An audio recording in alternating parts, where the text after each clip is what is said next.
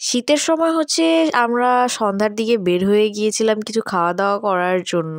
তো আমি বেসিক্যালি বের হয়েছিলাম আমার বড় আপুর সাথে। তো ওর সাথে আমরা গিয়েছিলাম হচ্ছে হারফিতে। তো অনেক দিন ধরে মালিহাপুর ইচ্ছা ছিল যে হারফির চিকেন ফ্রাইডটা ট্রাই করে দেখবে যে কেমন লাগে। তো ও এখানে হচ্ছে গেল, গিয়ে অর্ডার করলো। ও মূলত ট্রিট দিচ্ছে আমাকে আজকে। সো আমিও নাচতে নাচতে চলে আসছি ট্রিট খাওয়ার জন্য। তো এখানে হচ্ছে 2 পিস চিকেন অর্ডার করেছিলাম আর সেই সাথে আমি নিয়েছিলাম হচ্ছে চিকেন নাগেট। আর অনেস্টলি স্পিকিং আমার কাছে না মানে মনে হয় বিএফসি বেস্ট।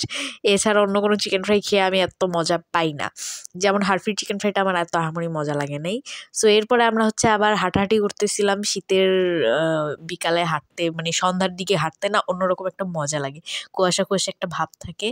তো আমরা হাঁটতে হাঁটতে রাস্তায় হচ্ছে একটা জায়গায় হচ্ছে রসুনের বড়া পাইছি। আমার আবার রসুনের বড়াটা খুব মজা লাগে।